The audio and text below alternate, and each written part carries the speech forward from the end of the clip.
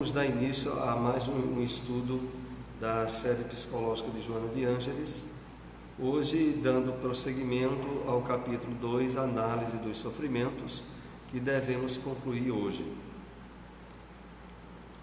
Vamos ver aqui uma passagem do livro O Evangelho comentado por Emmanuel Marcos, para dar introdução ao nosso tema. Está no capítulo 5, 9.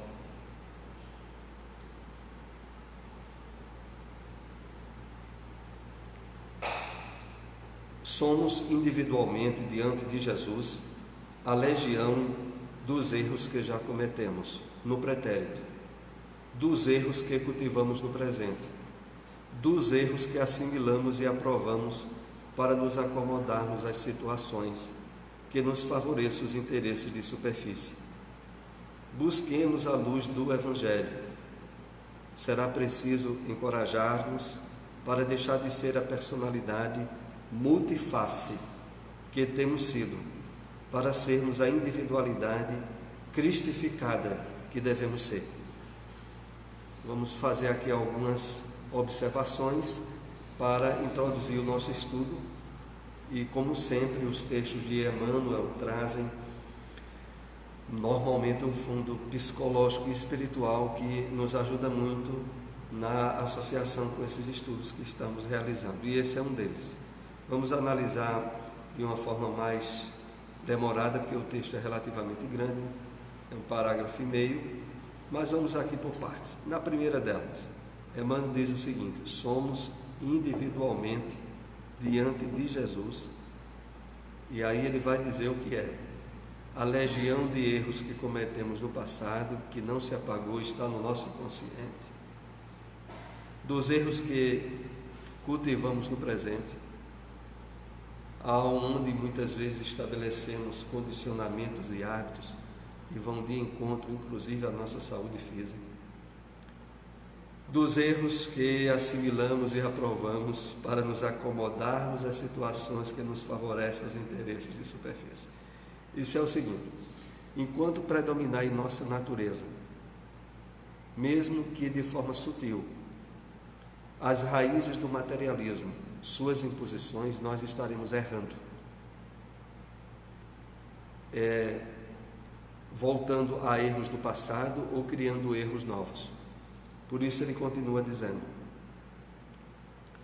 que favoreça os nossos interesses de superfície, que significa os nossos interesses egoístas, aonde normalmente achamos que determinada atitude nos seria felicitadora e, na verdade, vai de encontro à nossa verdadeira natureza, que é espiritual, e a gente, quando menos pensa, se pega sabotando a si mesmo, estragando as possibilidades de êxito e de felicidade que já estamos com condições de usufruir, devido a esse desalinhamento com os propósitos do Cristo, que Emmanuel continua dizendo: para a solução disso, busquemos a luz do Evangelho. Essa luz do Evangelho que aqui é colocada, entre outros aspectos, significa clarearmos por dentro, perceber as raízes dos conflitos em que nos envolvemos e nos permitimos, e trabalhar não apenas a superação dessas raízes, mas, como nós aprendemos nesses estudos de Joana de Ângeles, canalizar e transmutar essas energias em aspectos renovados do bem, e não do retorno a vícios ou desequilíbrios emocionais aos quais nos habituamos no passado. Então é preciso buscar a luz do Evangelho, é preciso clarear-nos por dentro. E ele vai mais à frente dizendo: será preciso encorajar-nos para deixar de ser a personalidade multiface. Veja, vamos entender aqui bem a questão aqui. É que enquanto não resolvermos nossas questões espirituais de forma profunda, com base no Evangelho do Cristo, nós somos pessoas de múltiplas personalidades. Dentro de nós jaz, em termos latentes, inconscientes, todo o nosso passado, aonde já estivemos vestindo, em termos de personalidade, os hábitos do crime, dos desequilíbrios, das atitudes egoístas e desequilibrantes.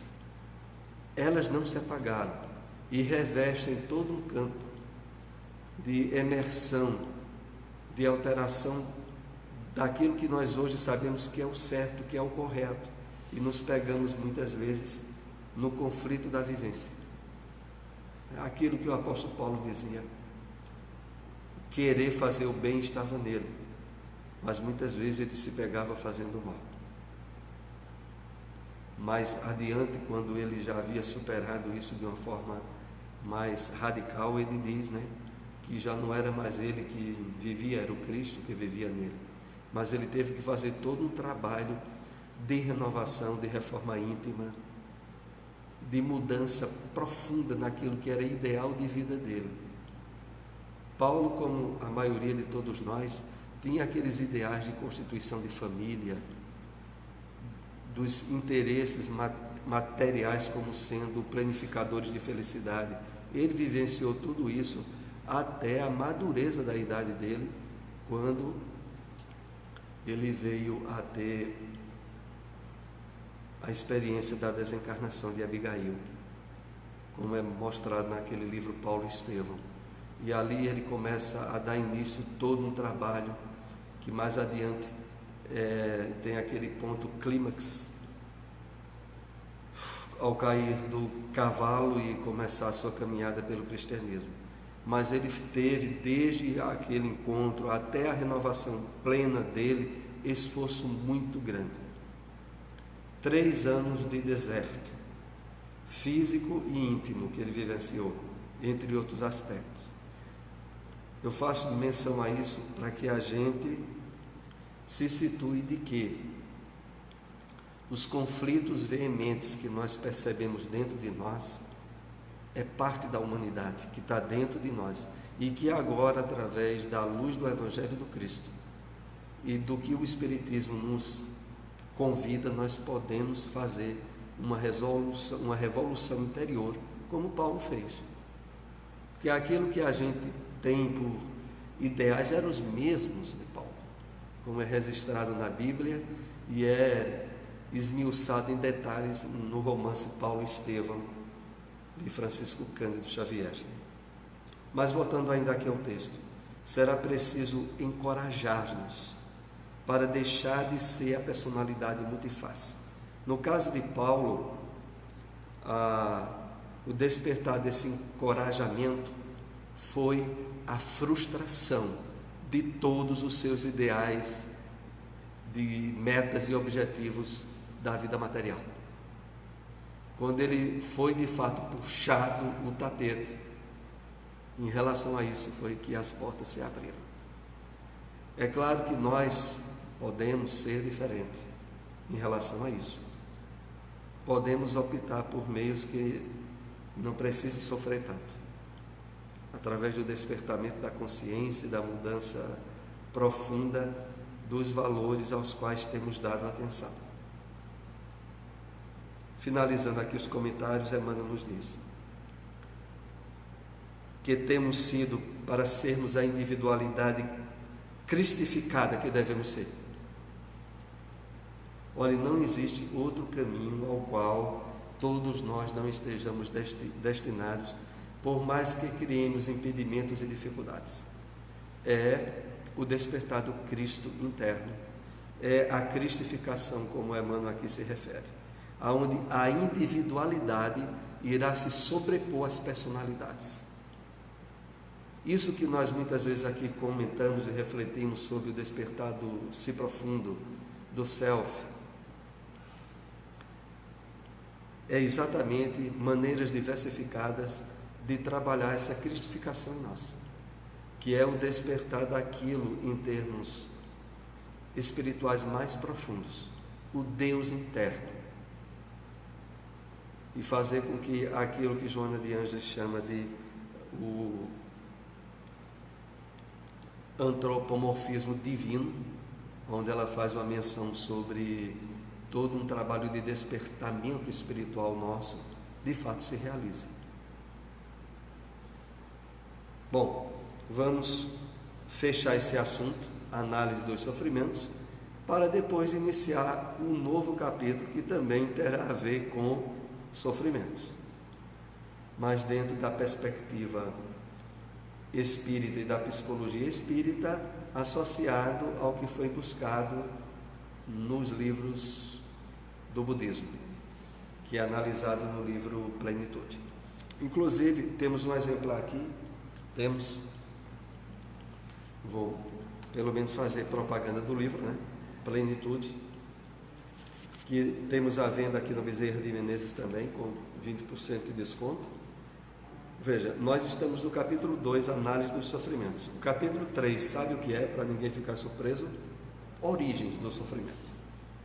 Então a gente vai comentar sofrimento para valer, porque os capítulos desse livro estão em cima disso, o que aparentemente causaria uma surpresa, já que o título do livro é Plenitude, né?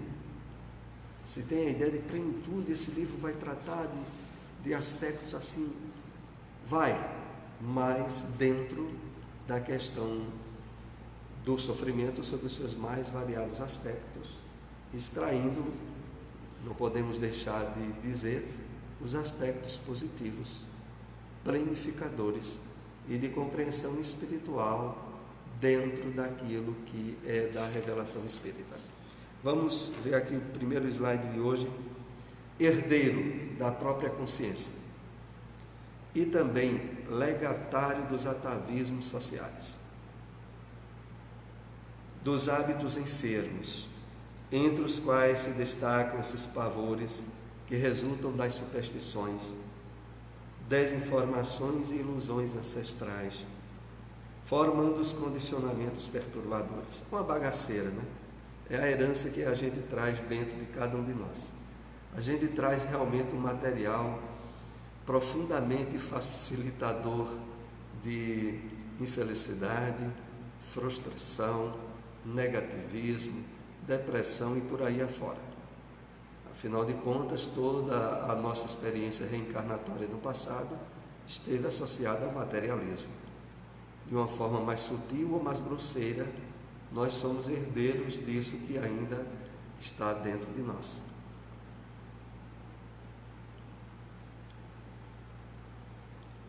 Então, primeiro aspecto aqui, e mais significativo de todos, herdeiros da própria consciência. Tudo aquilo que para nós tem sido dificuldade, tem sido conflitos, tem sido problemas que mais nos sensibilizam, é o resultado da nossa herança ancestral. É daquilo que a gente andou movimentando e se complicando ao longo de diversas encarnações. Isso faz com que situações que para alguns de nós é extremamente difícil de ser superada, outros no mesmo lugar que nós, resolveria de forma calma e tranquila, sem estresse. Mas exatamente por causa disso, porque as situações mais problemáticas, elas têm endereço certo. Ela bate na porta da pessoa mais adequada para crescer através daquela dificuldade e daquele problema. Então, voltando aqui ao texto, também somos herdeiros dos hábitos enfermos, e entre os quais se destacam os pavores, que vêm das superstições, das desinformações, das ilusões ancestrais. O pior de tudo é quando tudo isso estabelece condicionamentos perturbadores devido à sua repetição. E, sobretudo, pela sintonia com a nossa vida atual. Isso é assim, vejam, uma vez eu comentei isso aqui já faz bastante tempo. É interessante nós repetirmos a circunstância e o esclarecimento. Isso é assim. Um casal vive bem com o outro, o que é coisa rara nos dias atuais, vale a pena salientar, e nutre um nível de confiança e de relacionamento muito bom e satisfatório. Até que, vamos analisar pelo lado do homem. Aquele homem chegando à idade dos 40 anos de idade, abre as possibilidades para um conflito íntimo no qual podem surgir uma traição, o convívio com a mulher fora do lar.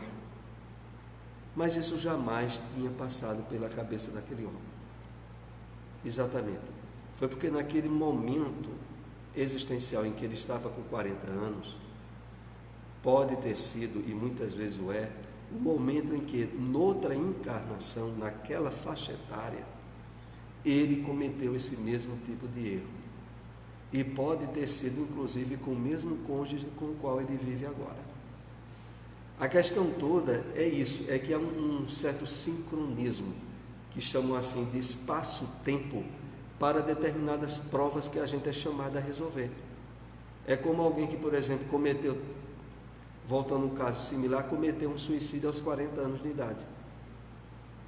Depois de sofrer para cachorro no mundo espiritual e de tentar reencarnar várias vezes e ter sido frustrada a reencarnação, ele consegue estabelecer uma reencarnação com maior permanência. O problema dele vai ser quando ele chegar aos 40 anos. Se nos 40 anos foi a época em que ele cometeu o suicídio, passado reencarnações disso, quando ele voltar àquela idade, ele vai ter que enfrentar um problema similar no qual errou e não errar mais. Então é exatamente aí aonde vem esses condicionamentos perturbadores que tem, em termos de processos de aprendizagem para o espírito, dia, local e hora certa. A pessoa nunca tinha pensado em roubar, nunca, certo? Até que, pressionado por circunstâncias adversas, numa idade em que, no passado lá de trás, ela caiu nesse tipo de erro, ela é colocada de frente, de novo, e poderá fracassar ou não. Se aquilo que houve em termos de dores e de dificuldades tiver estabelecido nela um nível de despertamento espiritual, de consciência de dever a cumprir, ela não vai errar de novo. Mas muitos erram e repetem os mesmos erros, nas mesmas circunstâncias, devido a essas questões desses condicionamentos perturbadores, cuja estrutura se deu no passado e que a pessoa traz inato nela. A gente poderia dizer, em resumo, a criatura humana é muito complicada, né? Cada um de nós é muito complicado. Porque a gente, até que de fato a gente permita o Cristo interno despertar, a gente vive se atropelando e criando casos novos e situações adversas. Porque, poderíamos dizer assim, nós não somos utilizando até aquela expressão do Evangelho, nós somos uma legião. Há uma legião de personalidades dentro de nós, algumas das quais mal resolvidas. Tem um estudo de Alírio Cerqueira Filho, do projeto Espiritizar, a respeito disso, onde ele enfoca a questão dessa análise da personalidade e da individualidade, fazendo referência àquele livro Eu, Espírito Imortal, que é um livro publicado também pelo projeto Espiritizar. E nesse livro Eu, Espírito Imortal, Alírio faz a explicação de que vejam como é a situação. Normalmente a misericórdia divina,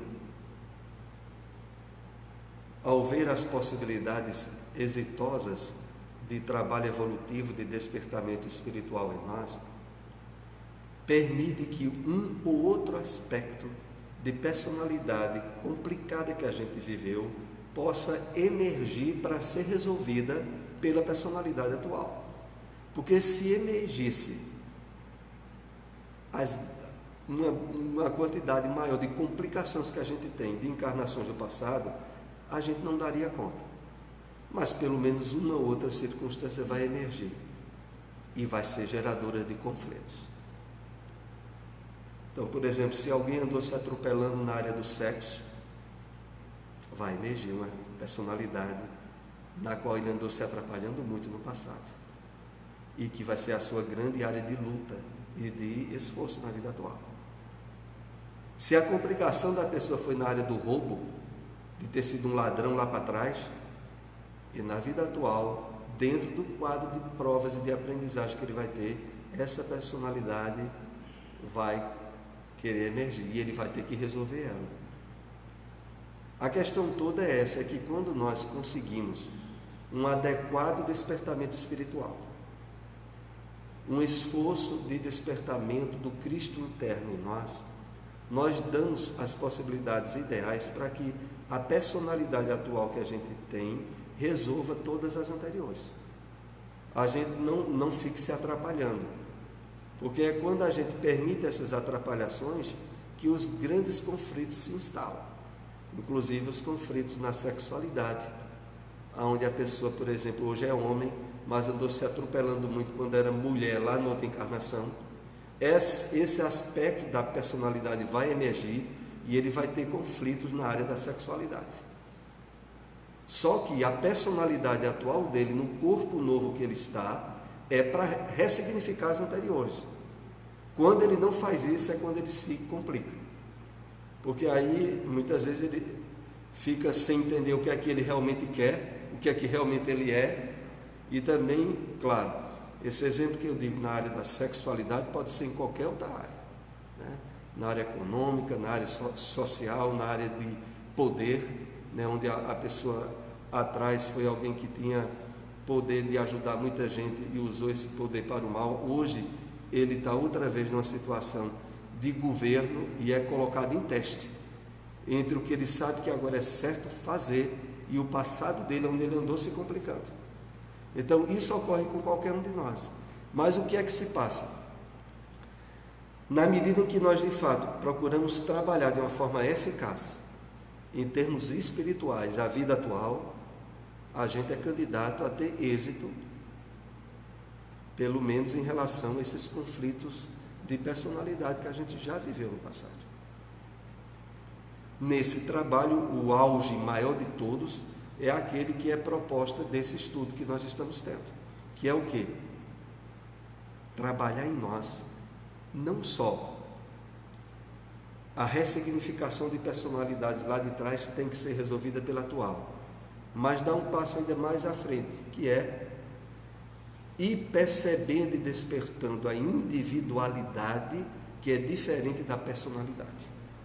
Na individualidade nós estaremos nos identificando com o Cristo cósmico, com a percepção da vida, inclusive superando imposições que a vida atual, em termos de educação, de exemplos que muitas vezes nós tivemos na vida atual e não foram bons, e a gente pode estar agora dentro do quadro da personalidade atual com certos complexos, com certos traumas que precisam ser resolvidos e que facilmente seriam resolvidos se nós trabalharmos a nossa individualidade, superando os aspectos transitórios da personalidade. Então vamos continuar aqui, que já nos distanciamos razoavelmente. Então, continuando.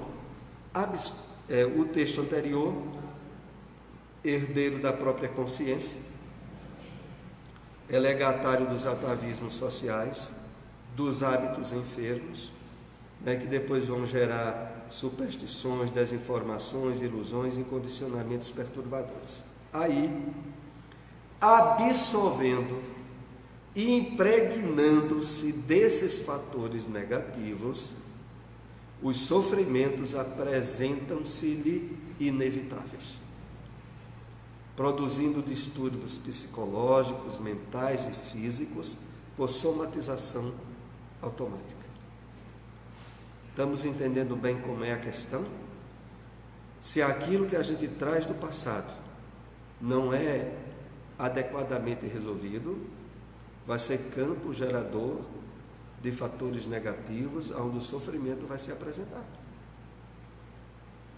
produzindo distúrbios psicológicos, mentais e físicos, por somatização automática.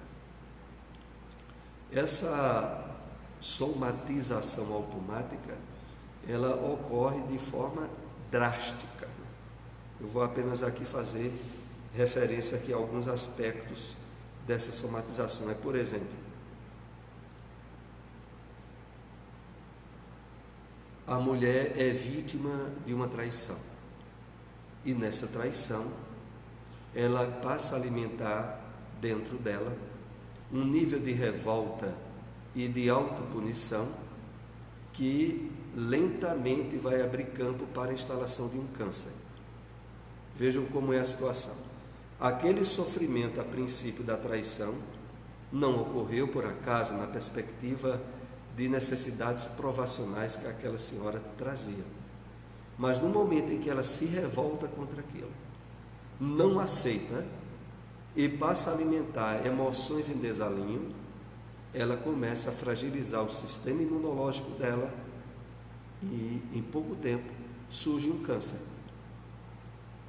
cuja causa está nesse fator negativo, cuja consequência é uma somatização daquilo que ela não digeriu de forma adequada face às provas que tinha de passar.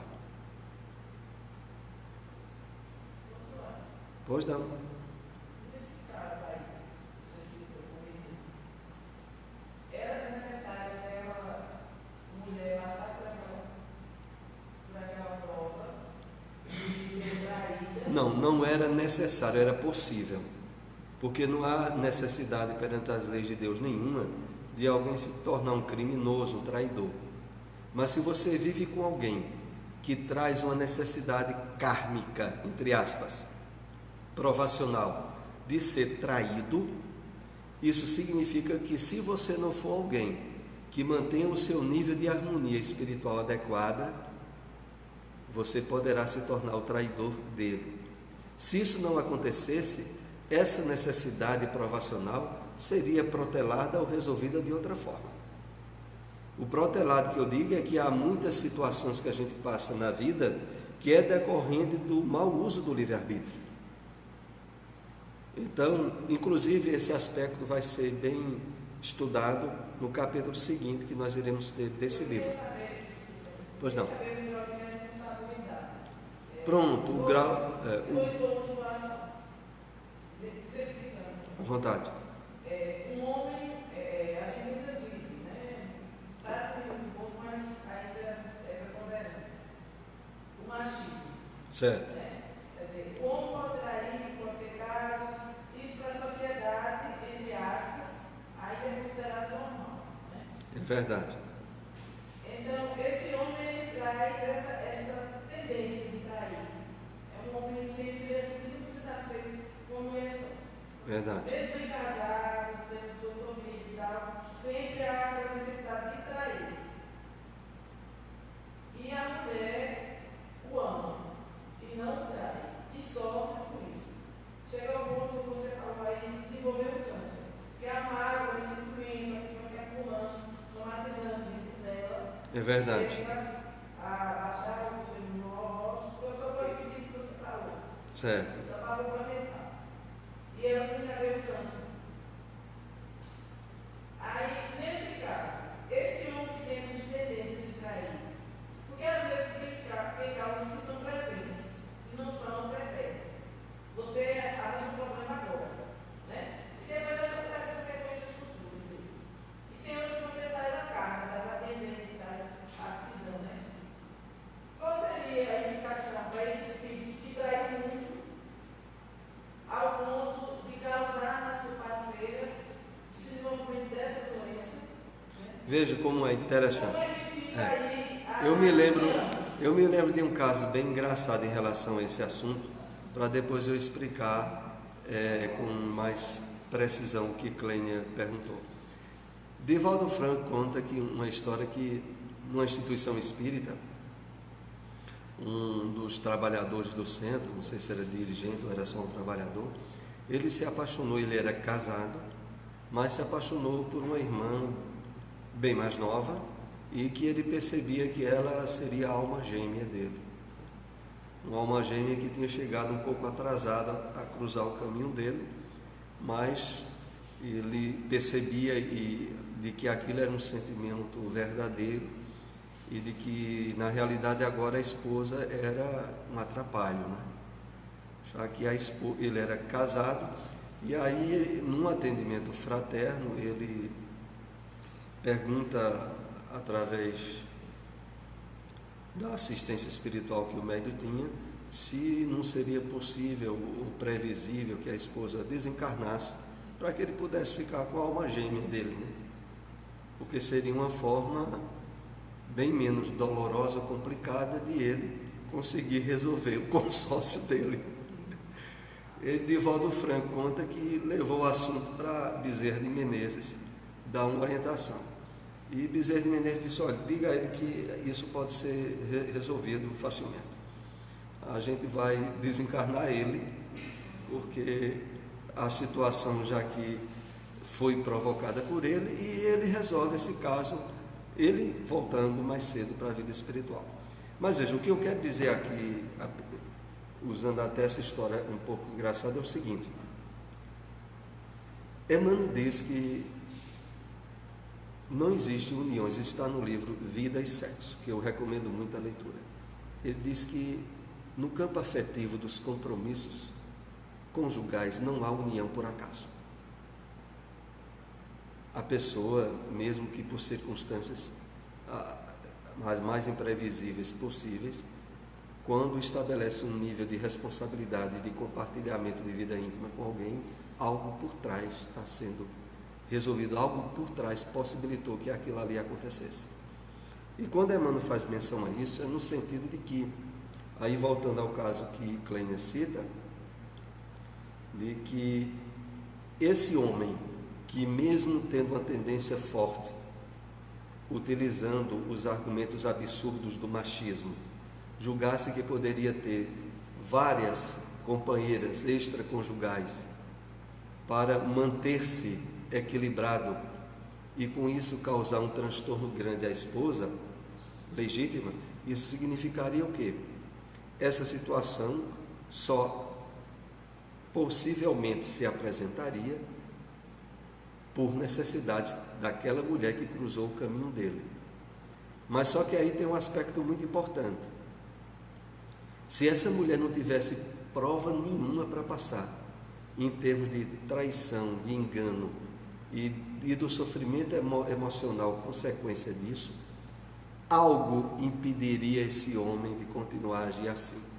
Desde uma doença súbita na área da sexualidade dele, para deixá-lo bem quietinho, desde qualquer ocorrência, se a mulher não tiver nada a ver, se a mulher tiver algo a ver, ela vai ser traída.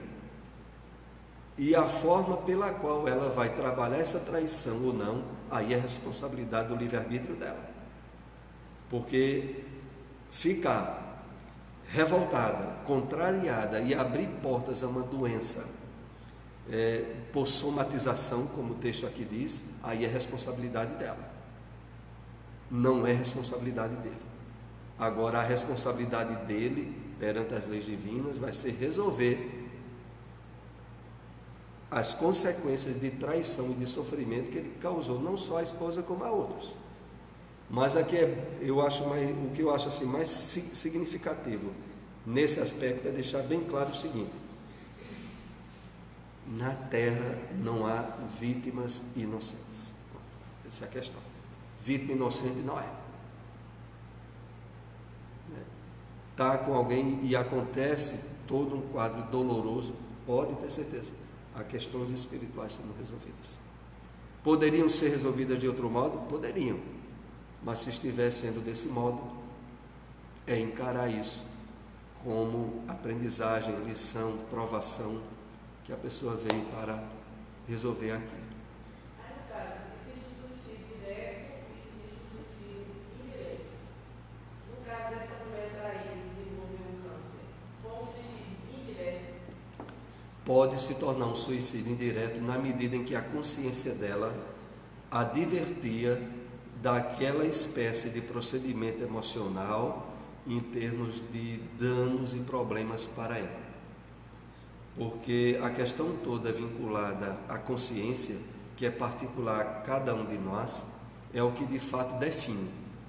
Então, até que ponto a pessoa, em termos de consciência, estava divertida que aquilo era uma forma errada de agir.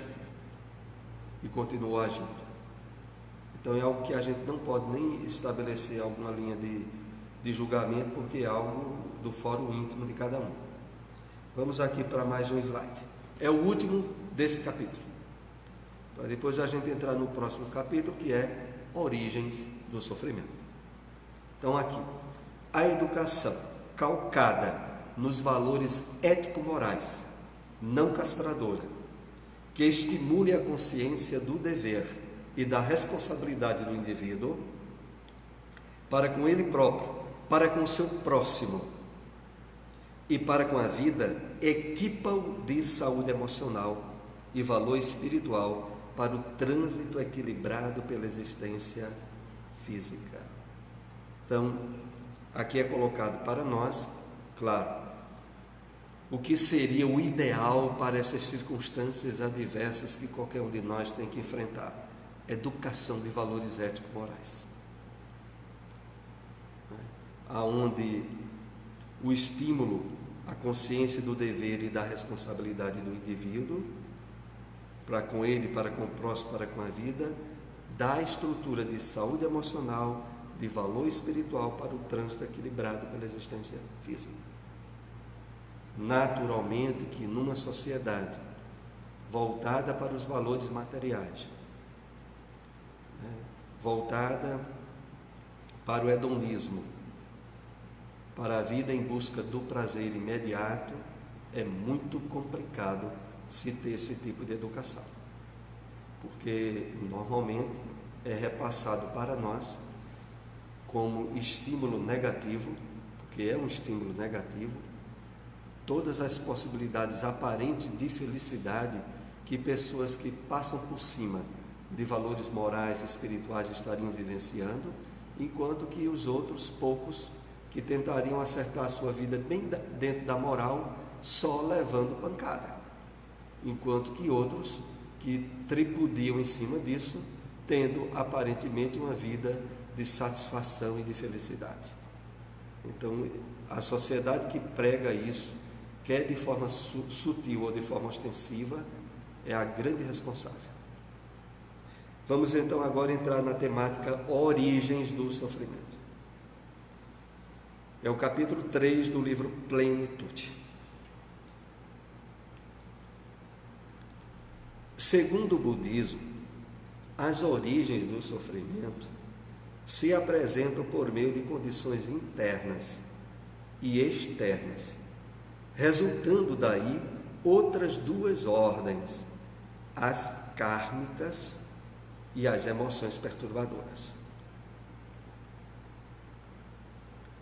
Então a gente percebe aí o grande alinhamento que há entre o ensino dentro do budismo e o que nós aprendemos dentro da revelação espírita.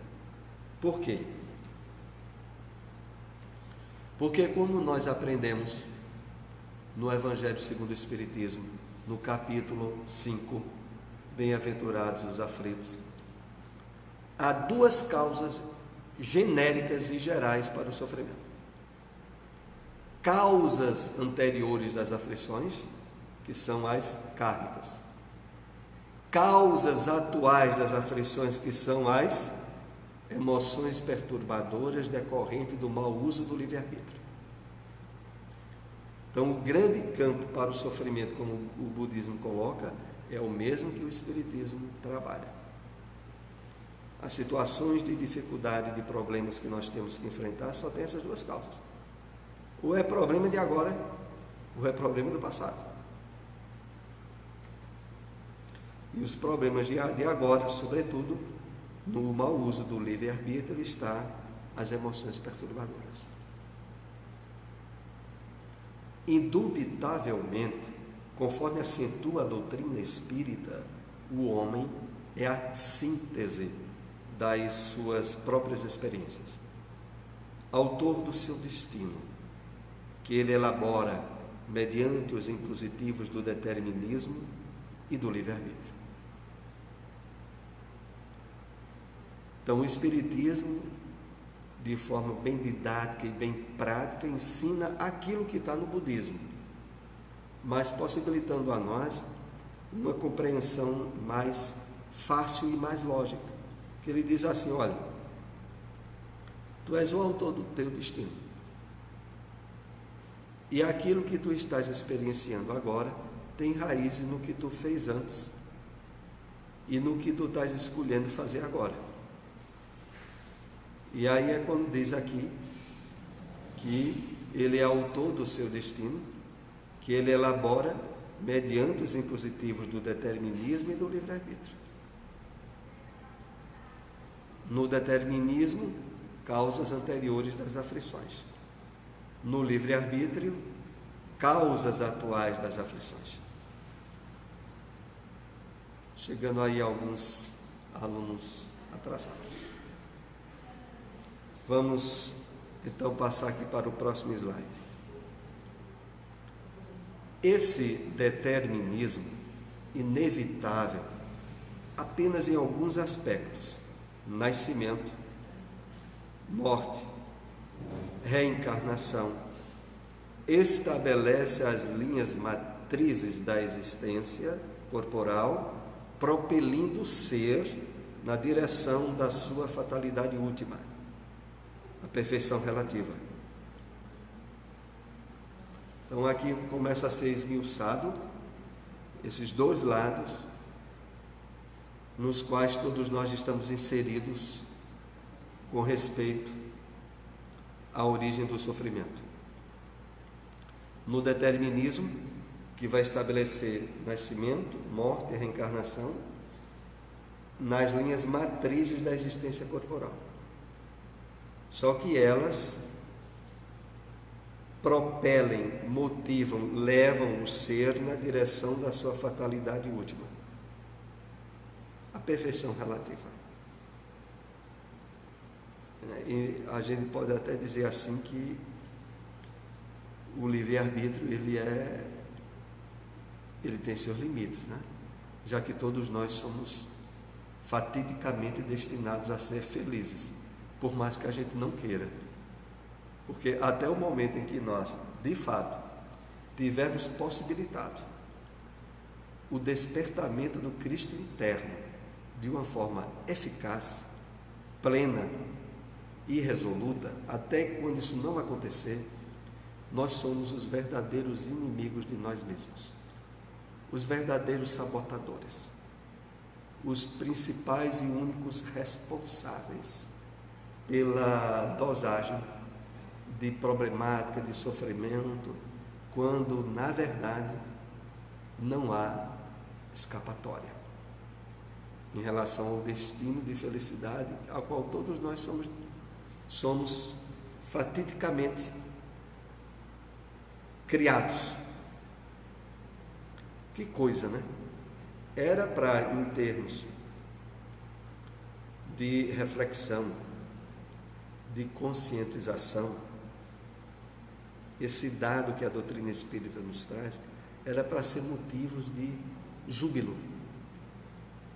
Como diz o apóstolo Paulo, era motivo para que nós nos rejubilarmos, mesmo enfrentando dificuldades e problemas, sejam quais forem. Mas, ainda mal resolvidos espiritualmente, ainda tendo o condicionamento de permitir que vícios e problemas do passado nos aturdem e perturbem na vida atual, nós não ficamos tão alegres, não. A gente ainda quer curtir certo nível de sofrimento. E isso realmente é uma coisa muito séria, porque nós estamos na doutrina, poderíamos dizer, da última tentativa. Porque se através do cristianismo redivivo, que é o espiritismo, nós não nos acordarmos, a gente só vai acordar em cima de muita dor e sofrimento. Como muitos aí falam sobre o dia seguinte. Aquela obra do Chico, que é como é o nome do livro, da obra? Algum de vocês se lembram? Data limite.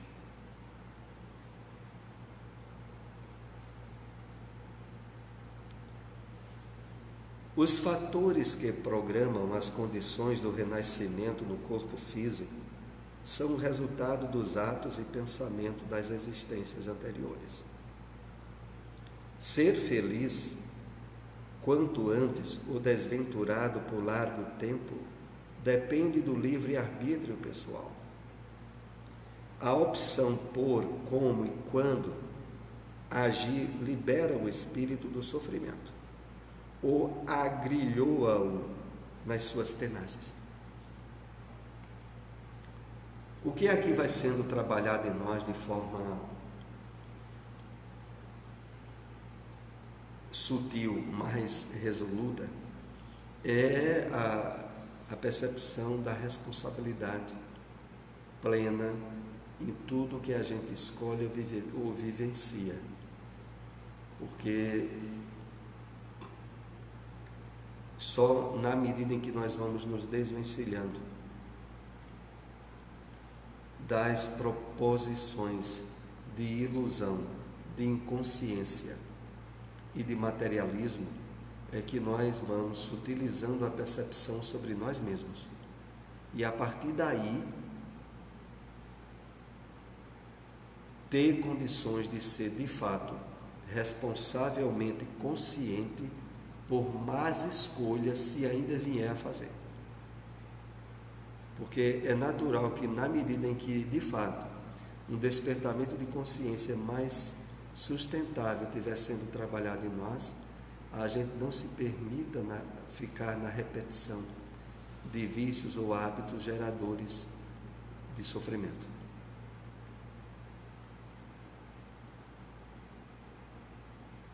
E no final aqui diz, a opção como, quando agir, libera o espírito do sofrimento, ou prende-o às suas tenazes, prende de forma muito forte o espírito aqui. A vida são os acontecimentos de cada instante, assim encadearem incessantemente. Uma ação provoca uma correspondente reação, geradora de novas ações, e assim sucessivamente. Desse modo, o indivíduo é o resultado das suas atividades anteriores.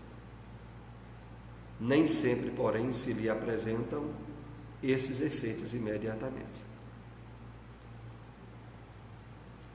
E aqui é onde a percepção da realidade da vida em termos espirituais se torna mais indispensável.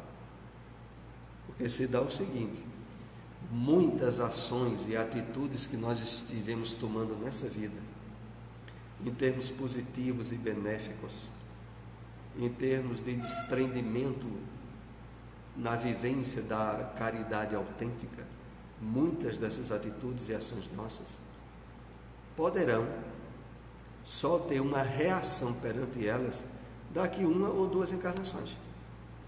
Não tem que ser nessa encarnação. E aqui é onde muitas pessoas com uma certa tendência imediatista dizem, assim também eu não quero não. Porque esse negócio de... Quer dizer que eu posso ter uma vida agora dedicada ao bem, ajudar muitas pessoas e não colher nada disso. Exatamente. Em termos de colheita direta daquilo que você semeou, só correr lá para frente. É por isso que o máximo de compreensão que a gente possa ter em termos da realidade, da imortalidade, é indispensável.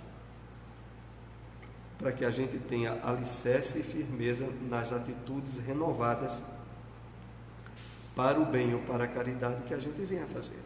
Porque se for para querer resultado logo, às vezes, não são muitas, ocorrem. O que, na verdade, era para, até a princípio, não nos deixar muito felizes, porque significa que você fez e já recebeu. E agora? Vai ter que fazer de novo, né? Para ver se deixa alguma coisa no banco de horas espiritual, né? Para depois. Então, nada de pressa nos resultados. E voltando aqui ao texto, a consciência de que uma ação provoca outra correspondente reação, e assim sucessivamente. A gente tem que ter bem consciência disso. Na medida em que a gente se tornou instrumento de movimentação de energias para o bem, essa ação nossa, ela vai ter retorno. E não precisa de a gente ficar esperando. Aliás, ficar esperando muitas vezes prejudica a qualidade da nossa ação. A gente tem que fazer, consciente de que é certo fazer, e se sentir bem por ter-lhe sido dado a possibilidade de fazer. E o resto está nas mãos de Deus. Pois não? Não existe dívidas, nada por acaso.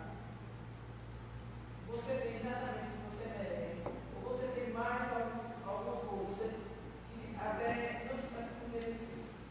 Na bondade divina, infinita, você vem com carinho. Aí vai pela justiça, você sabe que Deus é justo, não ia dar isso a mais a você. Eu vi um comentário de um irmão espiritual, de outra pessoa, terceira pessoa, que o irmão espiritual disse que a gente tem mais que merecer. Geralmente, a misericórdia de acréscimo, da divindade nos possibilita recursos ou direitos em termos de empréstimo. É como acontece naquela parábola contada por Jesus, do Senhor que deu um talento, deu 5, deu 10. Então, normalmente a gente recebe um provimento que é da misericórdia divina para ver como é que a gente vai desenvolver aquilo que foi de acréscimo. Vejam que coisa. Você pode perceber além do que você realmente merece, né? Pode, muito, não, nós... Você está dizendo que isso fica empréstimo. Para ver como é que você vai utilizar. Muitas vezes nós somos alvos de estarmos amparados pela misericórdia divina e em termos de variadas possibilidades, desde financeiras, familiares. Não poucos de nós, por exemplo, pode ter sido concedido devido a possibilidades que a espiritualidade percebia em nós, de ter tido uma estrutura familiar que não mereceríamos ter. Principalmente quando muitas vezes ocorre com espíritos de mediana evolução, que é a maioria de nós, ele se percebe numa família que é estranha para ele completamente. Ele está ali e ele percebe que ele é uma ovelha negra ali, ele não era dali e está ali. Muitas vezes ele está ali devido à misericórdia divina que possibilitou que aquela família o acolhesse. E ele se vê ali como, infelizmente, quando não tem um conhecimento espiritual, ele se julga até uma vítima. Quando ele é o causador de sofrimento e a misericórdia divina colocou ele ali com um empréstimo, um acréscimo, em termos de amparo familiar que ele não mereceria ter. Isso acontece muitas vezes. Continuemos.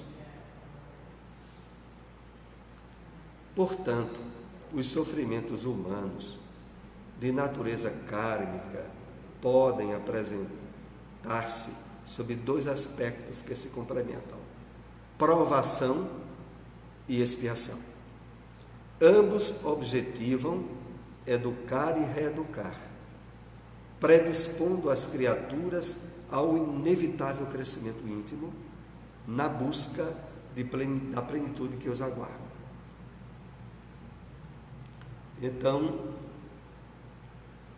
os sofrimentos humanos podem se agrupar nesses dois grandes grupos, né? Das provações e das expiações.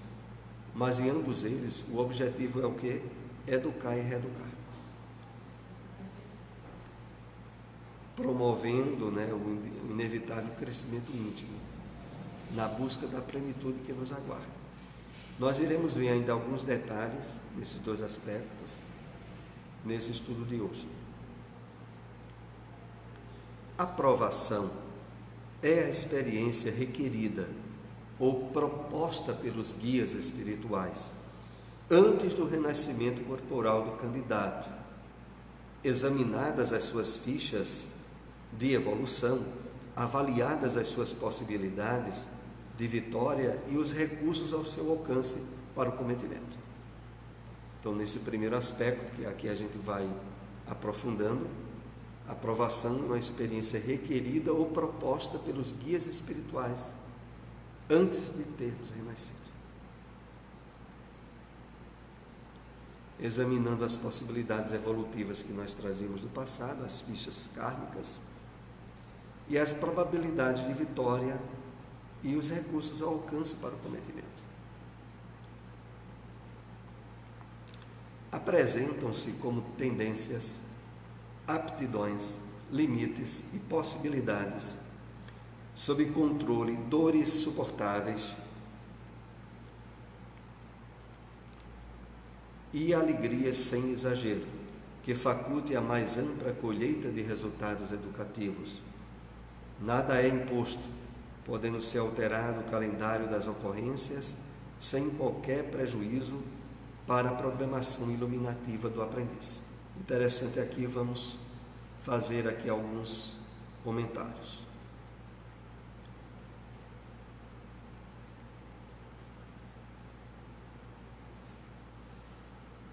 Essas propostas que a espiritualidade estabelece para nós no campo das provações, vai ter dores suportáveis, alegrias sem exagero, possibilitando a mais ampla colheita de resultados. É claro que o uso do livre-arbítrio poderá complicar ou melhorar essas circunstâncias. E aí continua Joana dizendo: nada é imposto, podendo ser alterado o calendário das ocorrências sem qualquer prejuízo para a programação iluminativa do aprendiz. Como seriam essas possibilidades de mudança e de alteração? Nós lembramos daquele caso que está no livro Os Mensageiros e que mostra essa diversidade de possibilidades antes da encarnação. Certo espírito, que eu não me lembro aqui exatamente o nome, havia se proposto antes da encarnação, isso era uma proposta dele junto aos guias espirituais, era uma prova, não era uma expiação. Nessa prova que ele se propôs, ele receberia 5 espíritos que eram, de certa forma, dos quais ele era devedores, como filhos, quando ele estivesse encarnado. E nessa proposta, esses filhos viriam de alguma forma ao caminho dele. Quando ele está encarnado, ele inclusive é um médium, ele tem assistência de uma mãe que era espírita, que percebe, principalmente no início da adolescência dele, certos conflitos e problemas que o levam a começar a conhecer o espiritismo. Nesse ínterim, o seu pai fica viúvo. E aquela mãe que dava apoio a ele desencarna. O pai já tinha 2 filhos com a mãe, 2 ou 3. E o pai vem a se casar de novo. E quando se casa, esse pai tem mais 2 ou 3 filhos com a nova esposa. Nesse ínterim, ele se afasta da proposta de renovação espiritual e atribui os conflitos que ele tinha, sobretudo no campo da sexualidade, na busca por orientação de um psicólogo, de extravasar suas energias sexuais, como forma de reequilibrar aquilo que no comportamento dele parecia desconexo e conflitivo. Aí o pai dele vem a falecer. E os 5 espíritos, os quais ele tinha compromisso, estavam agora com a madrasta, que não tinha sequer condições econômicas de sustentar os filhos. eram os 5 espíritos aos quais ele tinha se comprometido antes da encarnação. Quando ele percebe que surgiu essa situação para ele, ele se revolta, ele fica contrariado. Era só o que faltava para ele. Depois dos problemas que tinham agora 5 crianças órfãs de pai para ele cuidar, era demais. E aí ele, continuando afastado do movimento espírita, envolve-se em experiências desequilibrantes na área da sexualidade, até que o livro ele é bem claro quando diz assim que ele se casa a pulso. Ele vem a engravidar uma senhora ou uma jovem e é obrigado a se casar. E o casamento é uma tragédia, porque o livro ainda chega a dizer que, ao afastar-se deliberadamente daquilo que era a proposta dele antes da encarnação, ele atraiu um espírito que não tinha nada a ver com ele, num nível de desequilíbrios e problemas espirituais, que, para piorar a situação, possibilitou a reencarnação de outro, que, segundo o livro dá a entender, iria dar trabalho que os 5 filhos juntos não iriam dar. Por aí a gente tem uma ideia do que é que ia acontecer. E foi dentro dessa questão do livre-arbítrio e de uma prova que ele tinha assumido, mas resolveu fugir dessa prova. Vejam que coisa. Então, nada é imposto, podendo ser alterado o calendário das ocorrências, sem qualquer prejuízo para a programação iluminativa do aprendiz. A hora é relativamente avançada, nós iremos interromper, mas aqui ainda tem aqui um slide que dá para fazermos aqui um comentário e fechar aqui nele. No mapa dos compromissos não figuram as injunções aflitivas, nem as conjunturas traumatizantes e irreversíveis. Essas são peculiares à expiação. As opções de como agir multiplicavam-se favoravelmente, de forma que, havendo arestas a aprainar, esse trabalho não impõe uma ação imediata pelo sofrimento. Então, no mapa dos compromissos não figuram as injunções mais aflitivas, nem as conjunturas traumatizantes e irreversíveis. Essas são peculiares à expiação. Mas há possibilidades e mudanças dentro do nosso campo de provação, aonde a possibilidade de arestas a aplainar e de algo que não estava de fato delineado surgir, ocorre na experiência provacional de qualquer um de nós.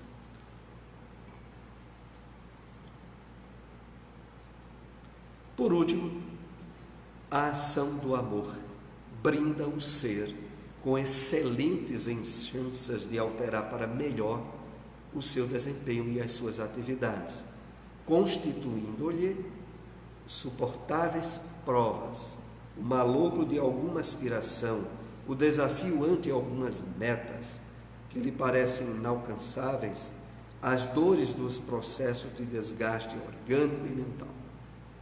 Vamos analisar esse último tópico, esse é o último que de fato nós iremos trabalhar nessa tarde. Então, aqui o incentivo que a ação do amor possibilita a nos brindar com excelentes chances de alterar para melhor o desempenho e suas atividades, constituindo-lhe suportáveis provas, o malogro de alguma aspiração. Então, vai se dar o quê? À guisa do livre-arbítrio que todos nós temos, o fato de convivermos em sociedade e as possibilidades de encontros e desencontros estão todas dentro desse mapa de provas que nós somos chamados a trilhar. É por isso que, por exemplo, na área da afetividade, da união dos laços afetivos, na maioria das vezes, nós podemos ter 2, 3 ou mais possibilidades de uniões. Por exemplo, no caso conjugais felicitadoras, assim como também poderemos ter 3, 4 ou 5 possibilidades infelicitadoras. De acordo com o uso do livre-arbítrio e daquilo que a nossa consciência vai assinalando, o êxito das alterações possíveis dentro do campo de provas de qualquer um de nós pode ser maravilhoso, desde que nós estejamos usando esse livre-arbítrio de forma responsável, consciente e, sobretudo, atrelado à vivência do amor nos seus mais variados aspectos. Na vivência máxima da caridade, da ajuda ao próximo, de sermos intermediários do bem, nós estaremos propiciando que mudanças kármicas que podem se dar nessa nossa experiência reencarnatória se dê de forma exitosa, porque possibilidade de alteração está no mapa de provas de qualquer um de nós. Vamos então agora para a prece de encerramento desse nosso estudo. Vamos aqui levar o pensamento a Deus. Eu vou pedir ao nosso irmão Geraldo para ser o intermediário da prece para nós.